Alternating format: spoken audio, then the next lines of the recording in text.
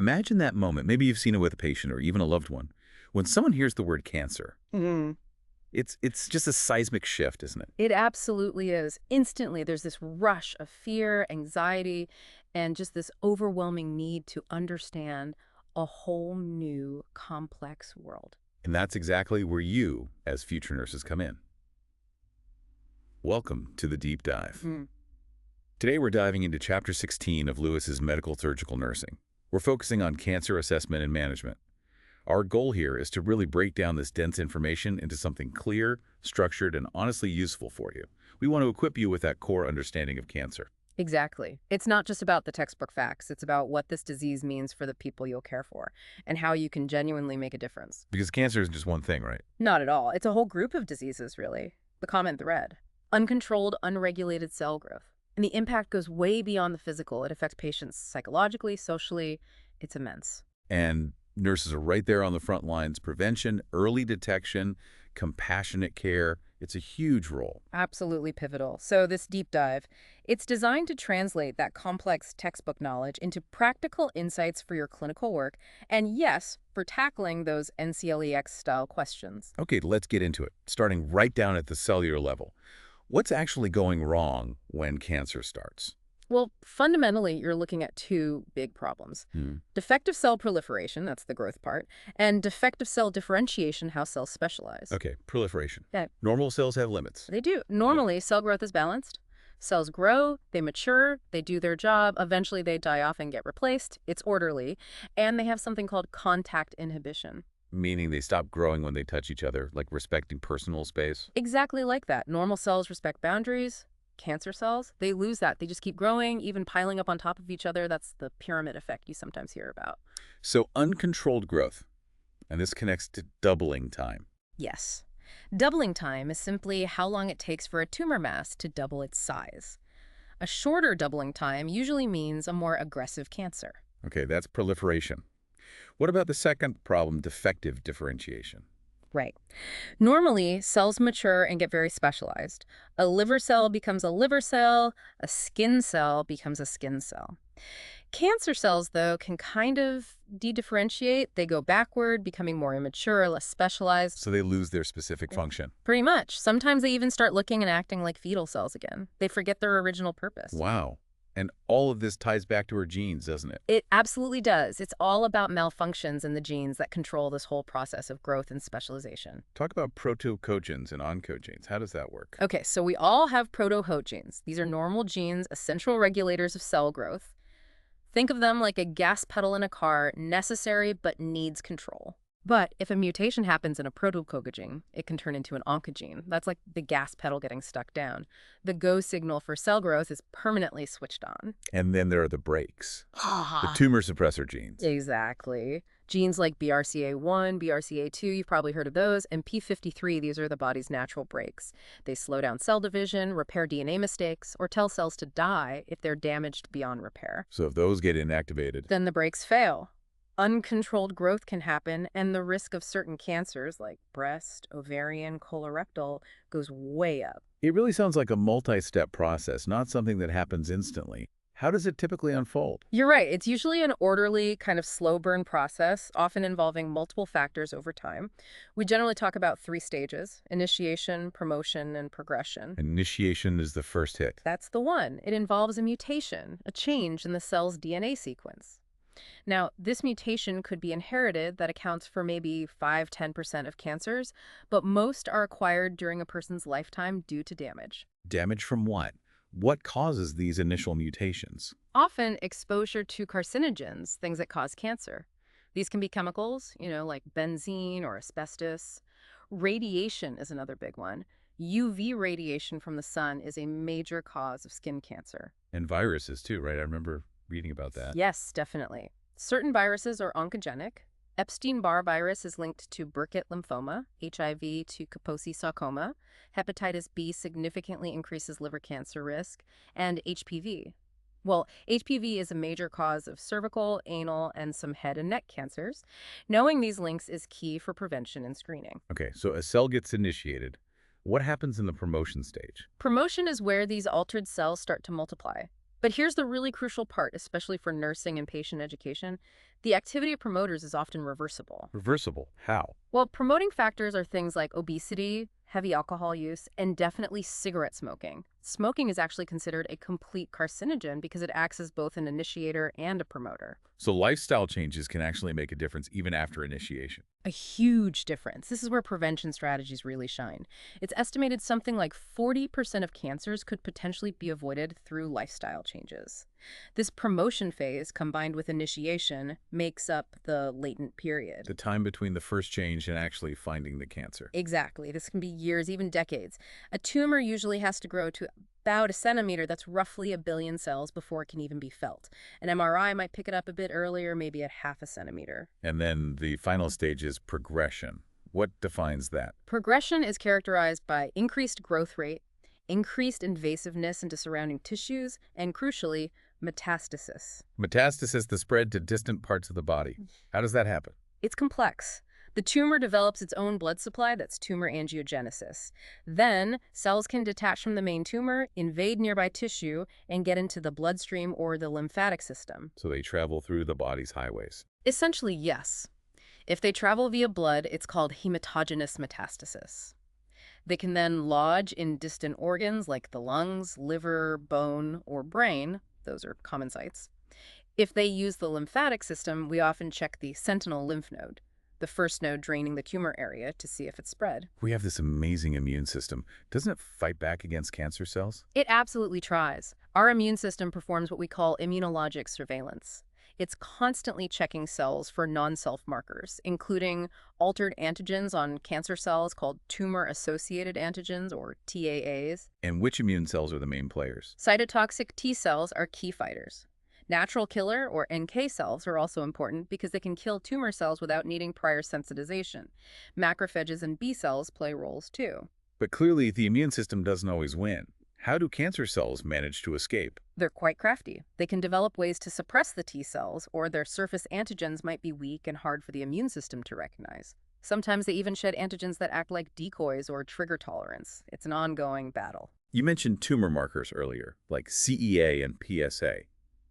Are those related to the immune response? Not directly to the escape, but they are related to altered cell function. Some cancer cells start producing oncofetal antigens, again, proteins normally made only during fetal development. CEA and AFP are examples. So how are they used clinically? Primarily as tumor markers. Things like CEA for colorectal cancer, CA125 for ovarian, PSA for prostate, HER2 for breast cancer. They can help monitor how well treatment is working or detect if cancer has recurred. But, and this is important, they aren't specific enough for initial diagnosis usually. Many things can elevate them. Okay, so once cancer is diagnosed, classifying and staging it becomes critical. Why is that system so important? It's all about communication and planning. Having a standardized system lets everyone, doctors, nurses, researchers, speak the same language. It helps determine the best treatment approach, predict the likely prognosis, and compare outcomes across different studies or centers. The first big distinction is benign versus malignant, right? Right. Benign tumors don't invade surrounding tissues or spread. Malignant tumors do. That's the defining feature. They invade and metastasize. And how else do we classify them? We look at the anatomic site, the tissue where it originated. So carcinomas arise from epithelial tissues like skin or glands.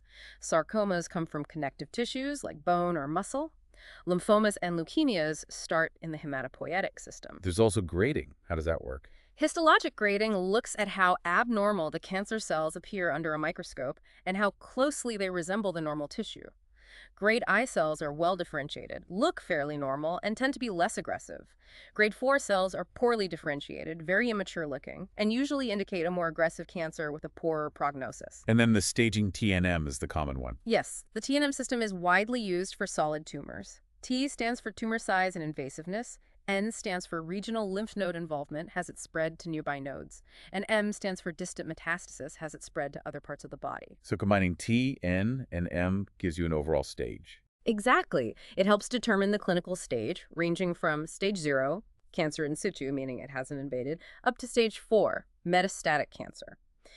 This staging is absolutely crucial for guiding treatment choices, though it's worth noting TNM isn't used for all cancers, like leukemias, which aren't solid tumors. Okay, shifting gears slightly. As nurses, prevention and early detection, that's a huge part of our role. What are the absolute key messages we need to get across? It's massive. We need to be constantly educating patients. Limit alcohol intake, get regular physical activity, maintain a healthy weight, protect your skin from the sun, and crucially, avoid all tobacco products, smoking, chewing, vaping. And screenings. Absolutely vital. Regular mammograms, pap tests, colorectal cancer screenings. These save lives by catching cancer early when it's often most treatable. And those classic 7 warning signs of cancer. We Avoid. should all know these by heart, right? Definitely. Use the acronym CAUTION. Change in bowel or bladder habits. A sore that doesn't heal. Unusual bleeding or discharge. Thickening or lump in the breast or elsewhere. Indigestion or difficulty swallowing. Obvious change in a wart or mole. Nagging cough or hoarseness. Any of those warrant immediate medical attention. Without a doubt, teach patients not to ignore these signs. Hearing a cancer diagnosis is terrifying. How can nurses best support patients and families during that diagnostic workup?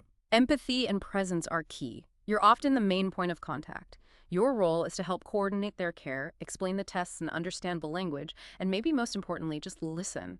Actively listen to their fears, their questions. And avoid platitudes. Please, avoid false reassurances like everything will be okay. Instead, offer realistic support. Acknowledge their fear. Help them navigate the system. And remember, the definitive diagnosis usually requires a biopsy. The tissue sample. Yes, that's the only way to be absolutely sure if it's cancer, and if so, what specific type and grade it is. That information drives everything that follows. So once the diagnosis and staging are done, what are the main goals of treatment? What are we trying to achieve? Broadly, there are 3 main goals: cure, control, or palliation. Cure is obviously the ideal outcome. Of course. That means completely eradicating the cancer. Possible for some cancers, especially when caught early, like certain skin cancers or testicular cancer. In control. Control means managing the cancer when a cure isn't likely, treating it more like a chronic illness like diabetes or heart disease.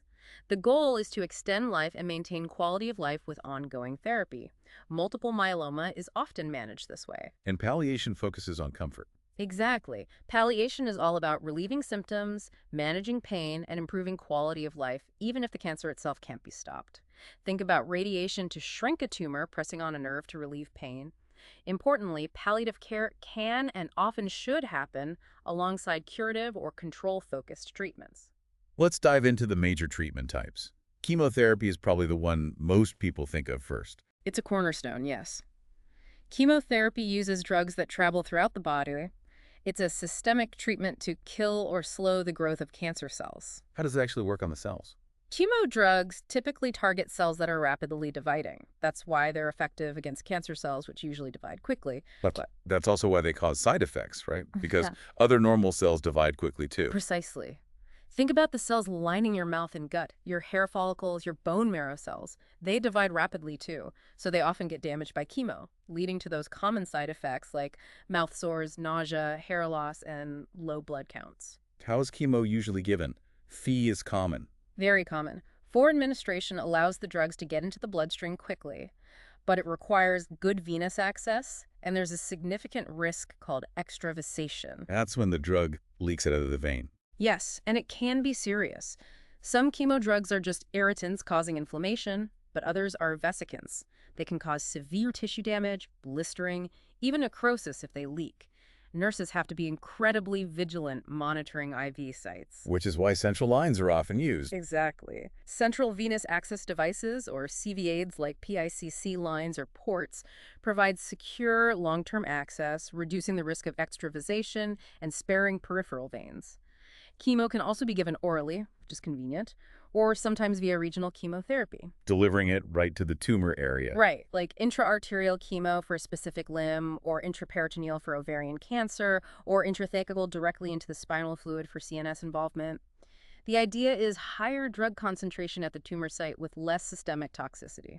Okay, let's talk about the other major player, radiation therapy. How is it different? Radiation therapy is usually a local treatment, unlike systemic chemo. It uses high-energy beams like X-rays or protons to damage the DNA of cancer cells in a specific targeted area, causing them to die. So it's aimed right at the tumor. Correct. There's a lot of planning involved simulation sessions using CT scans or MRIs to precisely map the tumor and surrounding healthy tissues. The goal is to deliver a high enough dose to kill the cancer cells while minimizing damage to nearby normal organs. Doses are carefully calculated and usually delivered in daily fractions over several weeks. What are the main ways radiation is delivered? The most common is external beam radiation therapy, or EBRT. The patient lies on a table, and a machine called a linear accelerator directs the radiation beams at the tumor from outside the body. And the other type is internal. Yes, internal radiation, also called brachytherapy. This involves placing radioactive sources directly into or very close to the tumor. These can be temporary implants that are removed later or tiny permanent seeds. That sounds like it requires special safety precautions for nurses. Absolutely, especially with brachytherapy implants. The principles are time, distance, and shielding. Limit your time in the room, maintain distance from the source whenever possible, and use appropriate shielding. Nurses caring for these patients often wear film badges to monitor their own radiation exposure, following the LRR principle as low as reasonably achievable. Okay, managing the side effects of both chemo and radiation is a huge part of nursing care. Let's tackle some of the big ones. Bone marrow suppression? Yes, myelosuppression. Probably the most common dose-limiting side effect, especially with chemo. It affects all blood cells produced in the bone marrow. So low white blood cells, low platelets, low red blood cells. Exactly. We monitor the complete blood count, CBC, very closely. The lowest point, the nadir, usually hits about 7-10 days after a chemo cycle. And the biggest concern is infection risk. Definitely. With neutropenia, low neutrophils, a type of white blood cell. Neutrophils are the main defense against bacteria. When counts are low, even a minor infection can become life-threatening very quickly. So a fever in a neutropenic patient Is a medical emergency. Temperature of 100.4 degrees F, 38 degrees C, or higher needs immediate attention, assessment, cultures, and usually prompt initiation of broad-spectrum antibiotics. Taking meticulous hand hygiene and avoiding crowds is critical. We also use growth factors like filgrastim to boost white cell counts. What about low platelets, thrombocytopenia? That means increased risk of bleeding. We monitor for bruising, petechiae, nosebleeds. Patients need education on avoiding injury, soft toothbrush, electric razor. Platelet transfusions might be needed if counts drop very low, especially below 20,000. And anemia, low red cells. Anemia develops more gradually. It causes fatigue, shortness of breath. We might use erythropoiesis-stimulating agents like epoetin alpha or darbepoetin, or give red blood cell transfusions if the patient is symptomatic. Fatigue seems almost universal. It's more than just being tired, isn't it? Oh, much more. It's often described as overwhelming, debilitating. It has many causes: the cancer itself, the treatment, anemia, poor sleep, emotional distress. How can nurses help manage it? First, assess for treatable causes like anemia or thyroid issues. Then, teach energy conservation pacing activities, planning rest periods. Gentle, regular exercise, believe it or not, like a daily walk, has been shown to actually reduce cancer-related fatigue. Encourage good nutrition and hydration, too. Let's talk GI effects. Nausea and vomiting must be dreadful. They can be. We call it CINV, chemotherapy-induced nausea and vomiting. It can happen right away, acute, or be delayed. The key is prevention. Antiemetics before chemo. Absolutely. Giving antiemetic drugs before chemo starts is crucial. Medications like ondansetron, aprepitant, dexamethasone are commonly used, often in combination. We also need to manage anticipatory nausea, learned nausea triggered just by the thought of chemo. Good control from the first cycle helps prevent that. And mouth sores, mucositis, or stomatitis. Very common and painful, especially with certain chemos and head and neck radiation. It affects the entire lining of the mouth and throat. Meticulous oral care is essential. Gentle brushing, frequent rinsing with bland solutions like saline or baking soda salt water. Avoid alcohol-based mouthwashes. Pain management is key. We also watch for and treat oral thrush, candidiasis. This often leads to eating problems, too. Anorexia, taste changes. Yes, anorexia, loss of appetite, is common. Dysgeusia, altered taste, food tasting metallic or just bland, is also frequent. Encourage small, frequent meals high in protein and calories. Nutritional supplements like Ensure can help. Sometimes a referral to a dietitian is needed. In severe cases, we might need feeding tubes or IV nutrition, PN. What about skin changes? Radiation causes localized skin reactions in the treatment field: redness, erythema, dryness and peeling, dry desquamation, or sometimes blistering and weeping, ret desquamation. Nursing care focuses on gentle cleansing, moisturizing, protecting from sun and irritation. Avoid harsh soaps, lotions with perfumes or alcohol, and tight clothing. And chemo can cause skin issues, too, and hair loss. Chemo can cause various skin changes, like rashes or hyperpigmentation. Alopecia, or hair loss, is a well-known side effect of many chemo drugs. It's usually temporary, but can be very distressing. Scalp cooling systems might help reduce hair loss with some chemo regimens. Connecting patients with resources like Look Good, Feel Better programs can be really supportive. I've heard patients talk about chemo brain. Is that real? It is. It's a cognitive effect. Some people experience mental fog, trouble concentrating, memory lapses. It can be very frustrating. Strategies include using planners, getting enough rest, doing brain exercises like puzzles, and trying to focus on one task at a time. Acknowledging it and providing coping strategies is important. Moving beyond chemo and radiation, immunotherapy and targeted therapy are really changing the game, aren't they? Absolutely. They represent a more precise approach. Immunotherapy essentially uses the patient's own immune system to fight the cancer.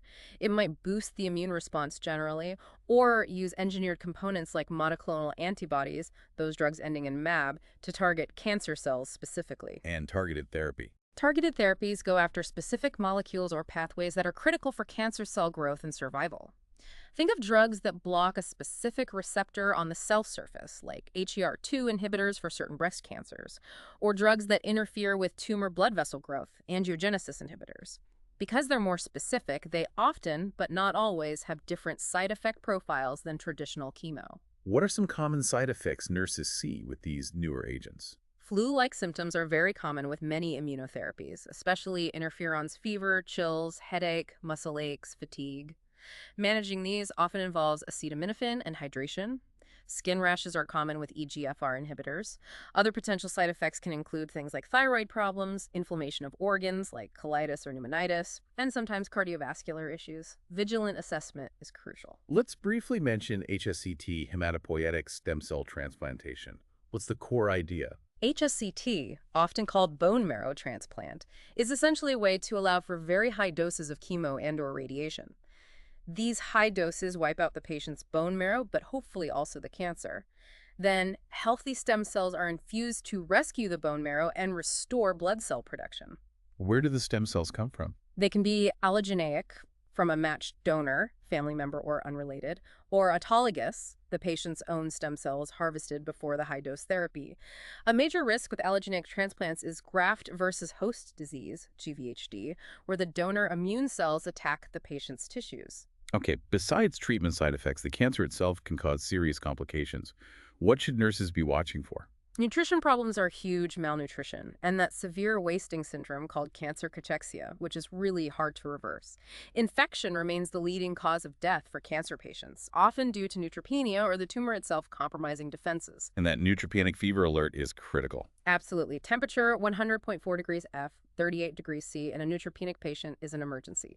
Call the provider immediately. And specific oncologic emergencies. Yes, these are life-threatening. Things like superior vena cava syndrome, SVCS, where a tumor blocks the large vein draining the head and arms, causing facial swelling, distended neck veins. Very distinctive. Also, spinal cord compression from a tumor pressing on the spinal cord causes back pain, weakness, potential paralysis. Needs urgent treatment. And metabolic emergencies like tumor lysis syndrome, TLS, where rapid cell breakdown after treatment releases electrolytes like potassium and phosphate, causing kidney injury and heart problems. Hypercalcemia is another one. Nurses need to recognize the signs early. Let's talk about pain. Cancer pain is incredibly common, but often undertreated. Sadly, yes. The biggest barrier is often inadequate pain assessment. As a nurse, your job starts with believing the patient's report of pain. Use a standard scale, 0 to 10, ask about quality, location, duration, what makes it better or worse. Don't rely on vital signs to gauge chronic pain. How is it typically managed? Usually a multimodal approach. NSAIDs, opioids like morphine or fentanyl, and adjuvant drugs like antidepressants or anticonvulsants for nerve pain. The key is often scheduled, around-the-clock dosing to manage persistent pain, with additional as-needed doses for breakthrough pain. Oral route is preferred if possible. And addressing fears about addiction. Crucial.